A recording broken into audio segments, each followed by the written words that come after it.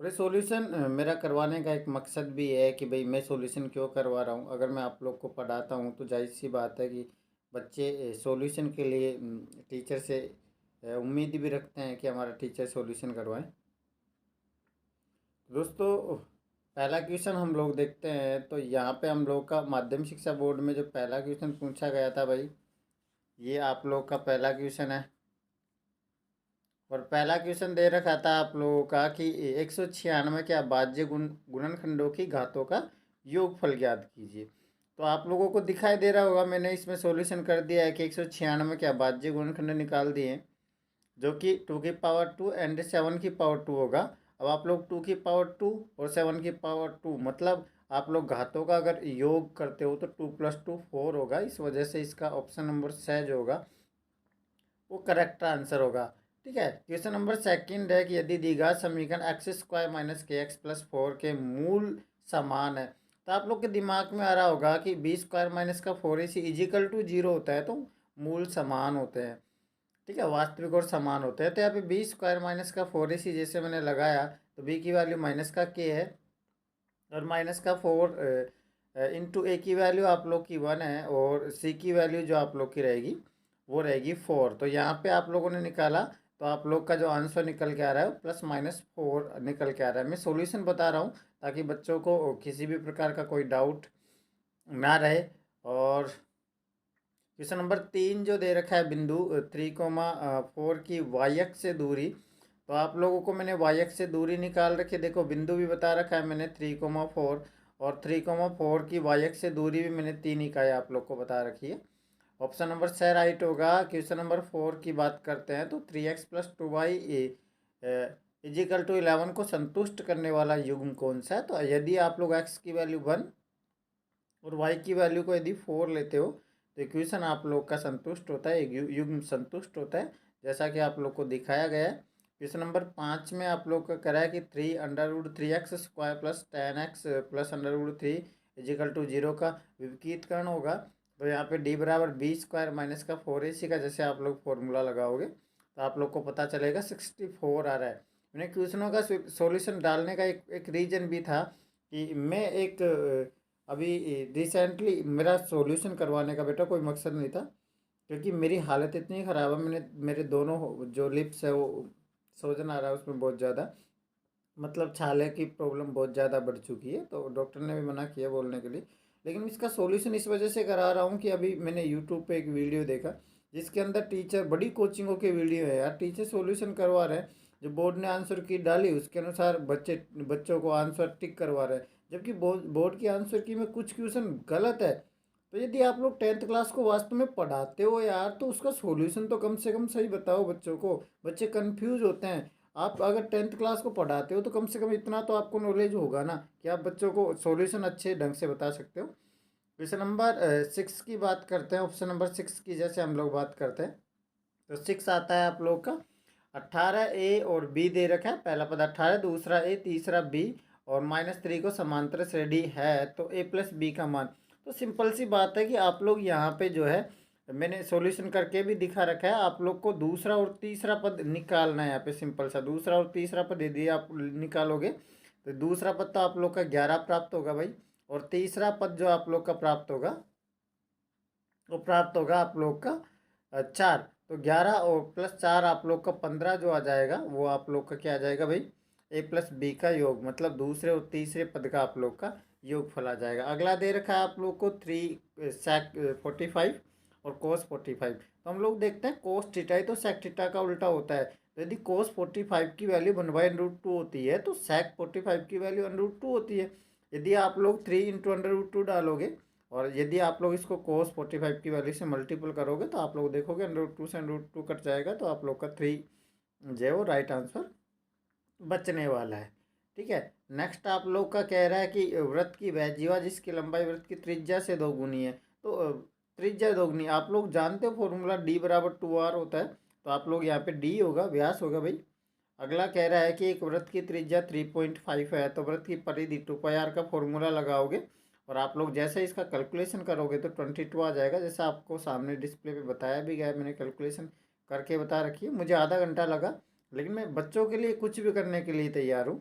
घन का संपूर्ण पृष्ठीय क्षेत्रफल 486 वर्ग सेमी या सेंटीमीटर स्क्वायर है। तो भुजा माप याद कीजिए आप लोग को। वर्ग का क्षेत्रफल, घन का जो क्षेत्रफल है बेटा वो याद, फॉर्मूला आप लोग को 6 इंटू भुजा स्क्वायर होता है, 6a²। 486 को इसके इक्वली रख दो और आप लोग यहाँ पे a की वैल्यू फाइंड आउट कर लो, तो आप लोग का 9 सेमी आ रहा है। इक्वेशन भी बोर्ड एग्जाम ने के जो आंसर किए उसमें गलत दे रखा है। कम से कम भाई टीचर हो, कम से कम बच्चों को अच्छे कैलकुलेशन तो करके बताओ। ये बंटन दे रखा है 357421 434। तो सबसे ज़्यादा बार कौन मैक्सिमम आ रहा है, तो मैक्सिमम 4 आ रहा है, तो 4 इसका आंसर होगा। आगे कह रहा है एक पासे को फेंकने पर 4 से बड़ा अंक आने की क्या प्रायिकता है। तो 4 से बड़े 2 अंक होते हैं, 5 और 6। मतलब अनुकूल परिणाम 2 है और टोटल परिणाम पासे को फेंकने पर कितने आते हैं, 6 आते हैं। तो यहाँ से आप लोग 2/6 जो है कैलकुलेशन होके 1/6 हो जाएगा। आगे देखोगे तो आप लोग को रिक्त स्थानों की पूर्ति करनी है। यहाँ पे आप लोग देखोगे, सॉरी 1 मिनट, यहाँ पे देखोगे आप लोग तो भाई 95 और 152 है। तो मैंने ऊपर इनके अभाज्य गुणनखंड इनके निकाल रखे। तो अब आप लोग HCF निकालोगे तो HCF इनका कितना आ जाएगा, 19 आ जाएगा। अगला क्वेश्चन कह रहा है, ये क्वेश्चन भी बोर्ड एग्जाम ने के जो मॉडल पेपर है उन्होंने आंसर की जारी की, इसमें गलत लिखा है यहाँ पे। वृत्त पर स्थित एक बिंदु से, भाई नीचे मैंने एक बिंदु भी बना रखा है और उससे स्पर्श रेखा भी डाल रखी है। एक बिंदु से एक स्पर्श रेखा खींची जा सकती है, जबकि इसका आंसर इनफाइनाइट दे रखा है। ऐसा थोड़ी ना होता है यार, बोर्ड के आंसर की तो आगे चेंज भी हो जाएगी।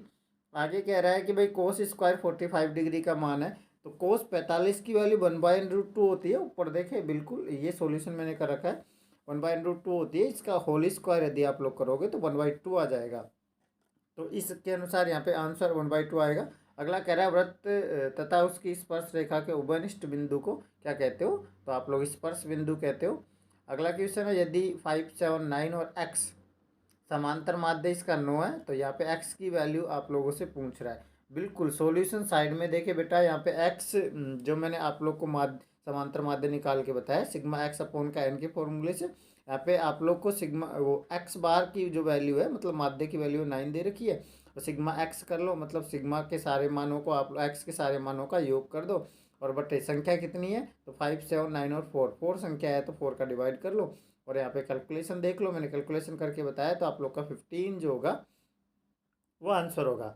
अगला कह रहा है, दो पासों को एक साथ फेंकने पर अंकों का योग 7 आने की क्या प्रायिकता होगी। बेटा या दो पासों को एक बार उछालोगे तो टोटल 36 जो है परिणाम आएंगे, जिसमें से 7 योग किस किस का होगा, तो एक 1,6 का होगा और 6,1 का होगा, 3,4 और 4,3 का होगा, 2,5 और 5,2 का होगा। मतलब कितने परिणाम है, टोटल 6। तो आप लोग अनुकूल परिणाम 6, टोटल परिणाम 36। तो आप लोग देखो कि 1/6 इसका आंसर आप लोग को यहाँ मिलने वाला है। अगला क्वेश्चन आप लोग, ये क्वेश्चन भी गलत दे रखा है बोर्ड ने। के का मान जो है समीकरण 3x माइनस का 2y इजिकल टू 0 है, एक के एक्स प्लस का 5y इजिकल टू 0। अनंत हल होंगे, भाई हमको पता है अनंत हल वाली जो कंडीशन होती है ना, ऊपर ये होती है A1/A2 is equal to B1/B2 is equal to C1/C2। तो यहाँ पे C1 और C2 का मान तो मतलब अक्षर पद तो गिवन नहीं है। तो आप लोग A1/A2 के बराबर कर दो B1/B2 की वैल्यू। तो आप लोग कैलकुलेशन करोगे तो माइनस का 15/2 जो है ये आप लोग का आ जाने वाला है। अगला क्वेश्चन में द्विघात समीकरण का फॉर्मूला पूछ रहा है। धराचार्य विधि का फॉर्मूला तो क्या होता है, -b plus minus √b² minus का 4ac/2a होता है। अगला कह रहा है कि भाई ये प्रथम पद a है, सार्वंतर d है, तो पांचवा पद क्या होगा, a1 प्लस का 4d होगा। तो अगला क्वेश्चन का आप लोगों से कह रहा है, समरूप आकृतियों को परिभाषित कीजिए। समरूप क्या होते हैं, जिनके कोण बराबर हो लेकिन जिनकी भुजाएं क्या हो, अनुपातित हो, ऐसी ज्यामिति को हम लोग कौन सी ज्यामिति कहते हैं, समरूप कहते हैं। अगला क्वेश्चन है, 30 डिग्री की वैल्यू 1/√3 होती है। नीचे देखो 1 - tan 30 की मतलब tan² 30 डिग्री है। बोलने में थोड़ी सी तकलीफ हो रही है तो माफ़ कीजिए इसके लिए। तो यहाँ पे आप लोग कैलकुलेशन देख पा रहे हो, इसका क्वेश्चन भी इसका जो आंसर है वो बोर्ड ने अलग ही जारी कर रखा है। बाकी √3 आएगा, आप लोग कैलकुलेशन को देखिए ज़रा, कैलकुलेशन मैंने कर दी है। अगला कह रहा है कि भाई √1 - cos² थीटा की वैल्यू थीटा बराबर 60 पर कितनी होगी। तो हम लोग जानते हैं 1 - cos² थीटा, हम लोगों ने सरसमी का पढ़ी sin² theta plus cos² theta is equal to 1, sin² theta बराबर 1 - का cos² थीटा। तो मैंने 1 - cos² थीटा को sin² थीटा लिख दिया है। इस वजह से हम लोग उसके बाद में हम लोगों ने अंडर रूट में जो साइन स्क्वायर है इसकी घात 1/2 से घात काट दी है, तो ये सिर्फ साइन आ जाएगा। और 60 डिग्री की वैल्यू कितनी होती है, अंडर रूट 3/2 होती है। बिल्कुल आसान सा सवाल है। आगे कह रहा है कि 10 मीटर ऊंची मीनार के शिखर पर एक बिंदु का उन्नयन जो अवनमन कोण ऑफ 30 डिग्री है। मैंने नीचे चित्र में आप लोग को दिखाया भी गया है। चित्र में दिखाया है कि यहाँ पे देखो फॉर्मूला कौन सा लगेगा भाई, हम लोगों को जो है वो लंब बटे आधार, मतलब लंब गिवन है और आधार निकालना है, मतलब AB/BC। तो यहाँ पे अब कौन सा थीटा होगा, लंब बटे आधार tan थीटा होगा। यहाँ पे AB की वैल्यू आप लोग 10 और इसकी वैल्यू आप लोग x रख देते हो, तो आप लोग को पता है 10√3 आ जाता है, जिसको आप लोग क्या लिखोगे, अंडर रूट 3 की वैल्यू 1.732 होती है, मतलब 10 से मल्टीपल करोगे तो 17.32 जो है आप लोग की मीटर इसकी हाइट आ जाएगी। अगला क्वेश्चन भी आप लोग को दिखा रखा है कि ऊर्ध्वाधर छत की लंबाई। ये सारे के सारे क्वेश्चंस जो है, ये सारे के सारे क्वेश्चन मैंने बच्चों को करवा के भेजे थे बेटा। बहुत आसान वाला मामला मुझे लगता है कि मेरे कई बच्चों से मेरी बात भी हुई थी जो पेपर दे के आए, बच्चों ने 100% इस क्वेश्चन पेपर को किया। मुझे बड़ी खुशी है यार, तुम्हारी मेहनत है, मेरा सिर्फ सहयोग है, मेरा सिर्फ बच्चों को पढ़ाना है, बाकी मेहनत पूरी बच्चों की काम करती है। मैं ऐसे बच्चों को वास्तव में दिल से सैल्यूट करता हूँ जिन्होंने अपनी मेहनत के दम पे, ठीक है, इस पेपर को 100% सॉल्व किया। और यहाँ पे अगला क्वेश्चन है कि ऊर्ध्वाधर छड़ की लंबाई व इसकी छाया की लंबाई का जो अनुपात दे रखा है 1:√3। ये क्वेश्चन जाते जाते मैंने बच्चों को करवाया है, बच्चे बहुत खुश थे इस चीज़ को लिए। मतलब आप लोग को क्या दे रखा है, लंबाई और छाया का अनुपात दे रखा है ना, लंबाई 1 मान लो, छाया अंडर रूट 3 मान लो, वही 10 का फॉर्मूला लगेगा। और यहाँ पे थीटा की वैल्यू जो आ जाएगी वो आप लोग की 30 डिग्री आ जाएगी।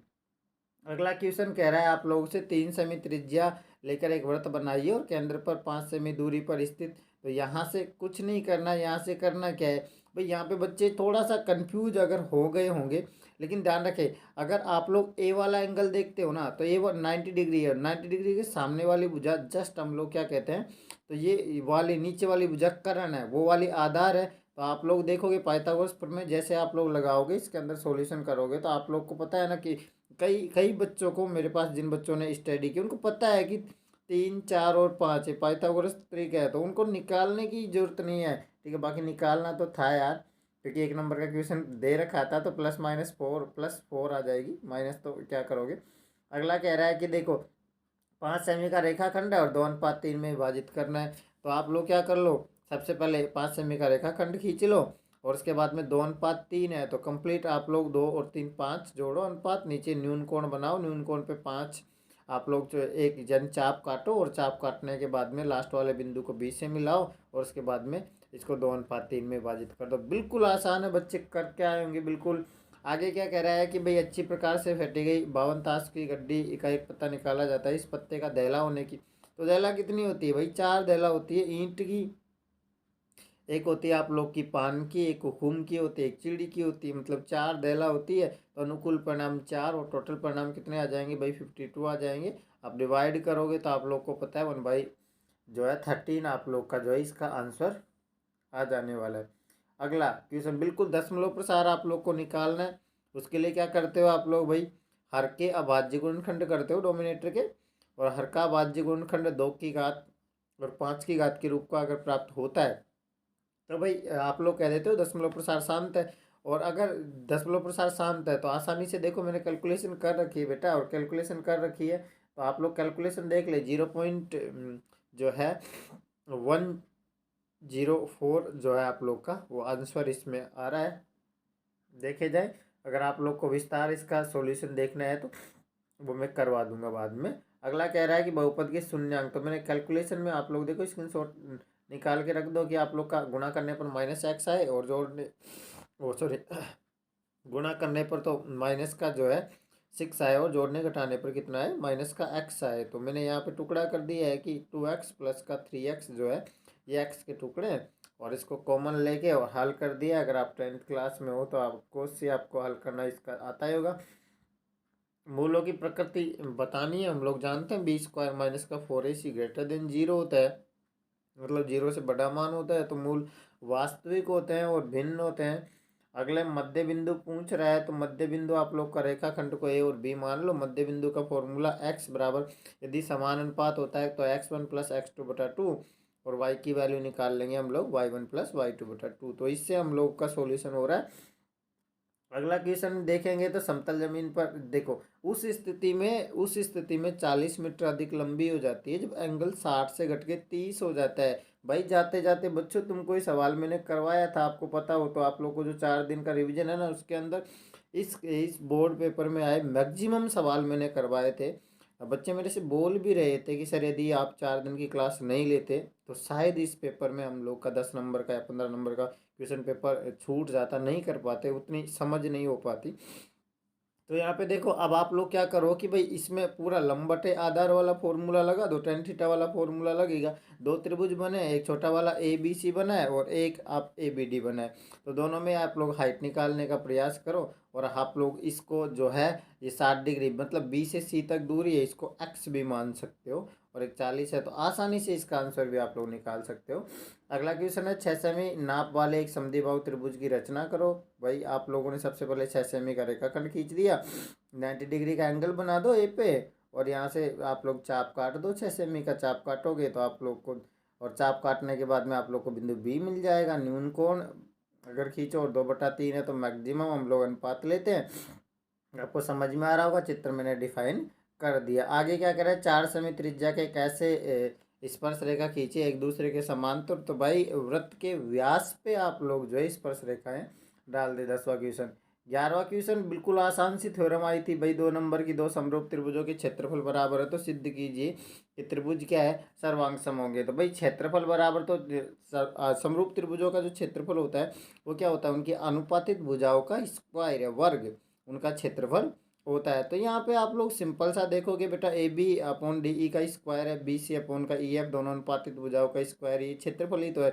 अगर आप लोग ए बी सी और डी ई एफ का क्षेत्रफल, दोनों का क्षेत्रफल समान मान लेते हो, मतलब एक एक भी मान लेते हो, तो आप लोग को ऊपर दिखाया गया है मैंने कि ए बी क्या हो जाती है, डी ई के बराबर हो जाती है, बी सी ई एफ के बराबर हो जाती है, सी डी ई के बराबर हो जाती है। अब तीन भुजाएं यदि आप लोग की बराबर है तो आप लोग ऐसे ऐसे सर्वांग समता कसौटी से बोल सकते हो कि ये त्रिभुज क्या है, सर्वांगसम है ना। तो बिल्कुल आसान सा सवाल था।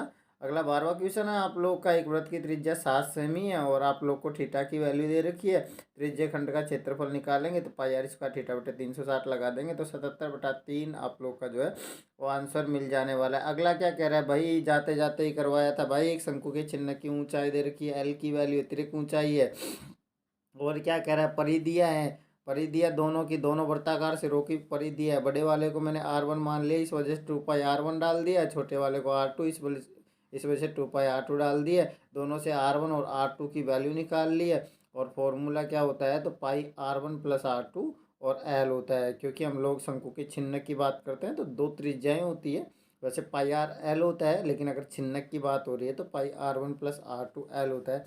तो यहाँ पे हम लोग कैलकुलेशन सिंपल से करेंगे तो 48 आप लोग का जो है आंसर, आप कैलकुलेशन देख लीजिए, मैंने आप लोग को करके दिखा रखी है। आगे आगे का जो क्वेश्चन है, सॉरी, आगे का जो आप लोग का क्वेश्चन है वो दे रखा है कि भाई दो घनों को, तो घनों का आयतन आप लोग का 64 सेंटीमीटर क्यूब है, इस संलग्न फलकों को मिलाकर ठोस बनाया जाता है। भाई मैंने नीचे ठोस बना रखा है, क्या होगा, सबसे पहले आप लोग इसकी क्या निकाल लो, तो भुजा निकाल लो। तो भुजा का मान जब 4 आएगा, दोनों को मिलाओगे तो लेंथ तो 8 हो जाएगी ना, हाइट और विड्थ तो 4 4 ही होगी, और इसको फॉर्मूला लगा दो, 2 × LB + BH + HL वाले फॉर्मूले में रख दो तो 160 इसका आंसर आ जाएगा। बिल्कुल सिंपल सा क्वेश्चन था।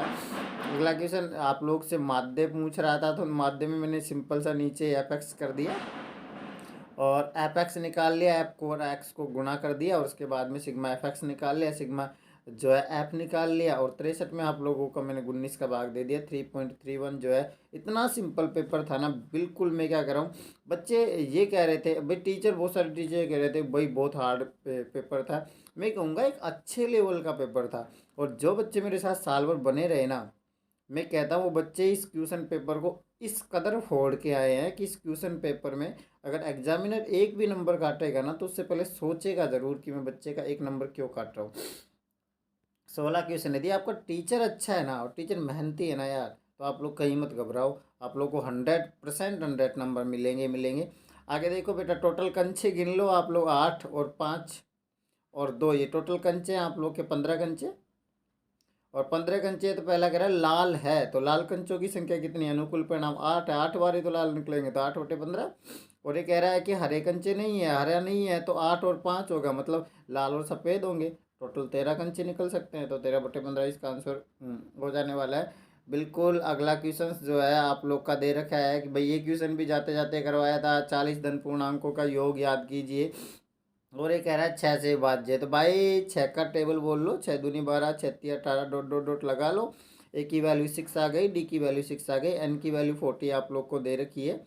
तो आप लोग कैलकुलेशन करो एस एन वाले फॉर्मूले में, n/2 2a + n-1 × d वाले में। तो आप लोग को कैलकुलेशन करके दिखा रखी है मैंने, और आंसर 4920 जो है इसका आंसर होगा। आगे क्या कह रहा है भाई, त्रिभुज का क्षेत्रफल का फॉर्मूला पूछ रहा है, और त्रिभुज का क्षेत्रफल मैंने निकाल दिया। देखो 21/2 आ रहा है, 10.5 सेंटीमीटर आ रहा है आप लोग का, तो ये आप लोग का जो है वो आ रहा है। अगले सवाल में आप लोग देखोगे 19वें सवाल में आप लोगों से माध्यक माध्यक पूछ रहा है, और ये बेटा मैंने माध्यक निकाल रखा है 24.28 आप लोग का माध्यक आ जाएगा। मतलब माध्यक के लिए क्या निकालोगे? संचय बारंबारता निकालोगे, CF निकालोगे, और CF निकाल के फॉर्मूले L+n/2 - CF अपॉन का F×H के अंदर रख दो आप लोग, सिंपल सी बात है, और कैलकुलेशन कर लो तो 24.28 जो है आ जाएगा, सॉरी 28 आ जाएगा, क्योंकि पॉइंट के बाद में हम लोग अगला क्वेश्चन जो है वो मैंने चित्र बना ही रखा है, और चित्र बना के एंगल्स दिखा रखे हैं। एंगल्स को आप लोग क्या कर लो कि PTQ वाले एंगल्स को 2OPQ से आप लोग सिद्ध कर लो। बिल्कुल आसान सा सवाल है यार, जाते जाते ही बताया था। अगला रैखिक समीकरण ही घूमगा। अरे भाई कैसा समीकरण आ रहा है, बिल्कुल थर्ड क्लास। x+y 14, x-y 4। इसका कैलकुलेशन सारणी में कुछ भी मान रखो यार, कुछ भी रखो, आपकी मर्जी में हो ना वो मान रखो, और उससे आंसर आ रहा है। तो एक आप लोगों को मैंने दोनों अपने हिसाब से सारणियाँ बना रखी है, और ये सारणी किस पे कट रही है? तो मेरे देखो 9/5 9/5 दोनों में आ रहा है, मतलब 9/5 पे कट रहा है। और मजे वाली बात तो बेटा ग्राफ बना के दिखाया, देखो मैंने कितना आसान वाला ग्राफ है। तो 9/5 मतलब एक्स की वैल्यू जो है वो 9 होगी, और वाई की वैल्यू 5 होगी। Question number 22। अरे भाई कितना अच्छा आसान सवाल है। सहगुमी से मल्टीपल कर दो। ठीक है, सहगुमी क्या होता है? डोमिनेटर के विपरीत चिन्ह वाला होता है। तो 1 - cos है, 1 - cos से अगर मल्टीपल करते हैं तो ऊपर a - b मतलब a - b का होल स्क्वायर, और नीचे a+b और a-b मतलब a² का जो है फॉर्मूला नीचे बन जाएगा। नीचे ऊपर आप लोग देखोगे तो अंडर रूट है, घात 2 काट दो, नीचे वाला 1 - cos square theta sin square theta होता है। भाई कैलकुलेशन देख लो यार, मज़ा आ गया बिल्कुल। पेपर बच्चों ने इतना अच्छे ढंग से पेपर किया ना यार, बिल्कुल तसल्ली मिल गई।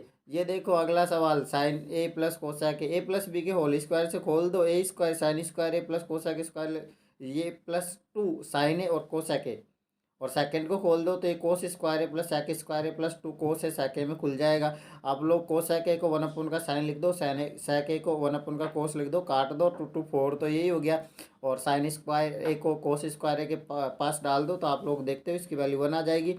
और टेन वो जो आप लोग का सेक स्क्वायर है ये सर्वसमीका से 1+ का टेन स्क्वायर है, इसको डाल देते हैं, और कोसेक स्क्वायर ए को 1+ कोट स्क्वायर ए डाल देते हैं। बिल्कुल 7+ का टेन स्क्वायर है प्लस कोट स्क्वायर है, आप लोग का आंसर आ जाएगा। और 23 सवाल जो दे रखा है वो है आप लोग का बहुलक। तो बहुलक बिल्कुल आसान सा लगा दो यार, मैक्सिमम मान 44 है, इसको अंडरलाइन करो तो F0 की वैल्यू 20 हो जाएगी, F1 की वैल्यू 44 हो जाएगी, और F2 की वैल्यू जो हो जाएगी वो 26 आ जाएगी। और बिल्कुल फॉर्मूले के अंदर डालो, और फॉर्मूले के अंदर ये मैंने डाल के दिखा रखा है, आप लोग स्क्रीनशॉट ले ले भाई। ठीक है, और ये डाल रखा है, और आंसर जो आ रहा है 48.57 आ रहा है। मज़ा नीचे दोस्तों वही कहूँगा कि अगर आप लोग को वीडियो अच्छा लगा है तो इसको लाइक शेयर एंड सब्सक्राइब करें। और दोस्तों हमारे यूट्यूब चैनल को जो है आप लोग सब्सक्राइब कर सकते हैं, क्योंकि 2024 का बैच भी हम लोग जल्दी शुरू करने वाले हैं। और मैं ये नहीं कहता कि भाई मेरे पढ़ाने से 100 नंबर आ जाते हैं, नहीं। मैं पढ़ाऊँगा, अगर बच्चों की बिल्कुल मेहनत साथ के साथ होती है ना, तो कोई आप लोग को 100% नंबर लाने से कोई नहीं रोक सकता। आज बच्चों से, मेरे जितने भी बच्चों से बात हुई है वो यही कह रहे हैं, सर बिल्कुल मज़ा आ गया, मैथ का पेपर बिल्कुल एकदम शानदार। मैथ का कोई भी पेपर आ जाता ना दोस्तों, तो भी मेरे बच्चे 100% इस पेपर को करने ही वाले थे, क्योंकि इस पेपर में से मैंने ऐसा कोई क्वेश्चन नहीं छोड़ा था, ऐसी मैथ की कोई एक ऐसी इक्वेशन, सिंगल एक ऐसी इक्वेशन नहीं छोड़ी थी जो मैंने बच्चों को नहीं अच्छे से कराई हो। और दोस्तों मैं यही कहूँगा कि कुछ किए बिना जय जयकार नहीं होती, और मेहनत करने वालों की कभी हार नहीं होती। मेरे बच्चों ने अगर साल भर मेहनत की है तो ये पेपर कोई सा भी आए वो 100% करके ही लेके करके ही आएंगे। लेकिन बस कुछ बच्चों से मेरे को थोड़ी सी शिकायत है कि यार लास्ट टाइम पे यदि आप लोग 4 दिन के 5 दिन के गैप में मैंने जो 5-5 घंटे की क्लासें ली है, अगर इसमें आप लोग बने रहते तो शायद बहुत सारे बच्चे जो है 100 नंबर को छू पाते, 100 नंबर के नज़दीक पहुंच पाते। लेकिन बच्चों अगर 90 क्रॉस भी नंबर आ रहे हैं ना मैथ में, तो बेटा इसमें बहुत मेहनत लगती है यार, आपकी बहुत मेहनत है। मैं आपको सच में आप लोग के लिए ये जो है कहना चाहूँगा कि यार आप बहुत बहुत मेहनती मेहनती बच्चे हो, और मेहनत करके हमेशा आगे बढ़ो। और दोस्तों यही कहूँगा कि इस चैनल को जितना भी आप लोग को ऐसे बच्चों के पास पहुँचाना जो सच में, जिनके पास ऐसे टीचर नहीं है या ऐसे टीचरों का कंटेंट मौजूद नहीं है। अरे भाई टीचर तो देखो तुम यूट्यूब पे टीचर देख रहे हो। मैंने ये वीडियो बनाने का मेरा एकमात्र मकसद था, क्यों बनाया उसका रीज़न सुन लो आप लोग, ठीक है, जाने से पहले, कि मैं यूट्यूब पे हो गया होगा सब्सक्राइब, हो रहा होगा किसी बड़े यूट्यूब, मतलब मैं कोचिंग का नाम तो नहीं लेना चाहूँगा, कोचिंग का चैनल सब्सक्राइब हो रहा था, उसमें टीचर सॉल्यूशन करवा रहा था। भाई बोर्ड ने जो आंसर की जारी किया ना उसके अनुसार टिक लगाया जा रहा था। अब उसमें अरे कई सारे क्वेश्चन गलत है भाई, तो अगर 10th क्लास को पढ़ाता है और टीचर है तो कम से कम अपने विवेक से तो बता दे। एक वृत्त पे एक बिंदु स्थित है, उससे एक स्पर्श रेखा खींची जा सकती है, कैसे अनंत स्पर्श रेखा खींची जाएगी? कई क्वेश्चनों के आंसर गलत है। इस वजह से मैंने कहा कि हमारे बच्चे कंफ्यूज हो जाएंगे, शायद अगर कोई वीडियो देख लेंगे तो ये बोलेंगे कि सर हमारा क्वेश्चन गलत हो गया। नहीं बच्चों, आपका क्वेश्चन बिल्कुल राइट है, और आप 100% एक अच्छे से करके लेके आए हो। यही मकसद था, नहीं तो मेरे पे बहुत बोलना हो नहीं रहा। मैंने दवाई अभी यूज करके उसके बाद में मैं बोल पा रहा हूँ। शायद आप लोगों का प्यार बहुत अच्छा है। Love you and all, thank you, यही बोलना चाहूँगा। Wish all the best and जय हिंद दोस्तों। आप लोग का प्यार ऐसे ही बना रहे।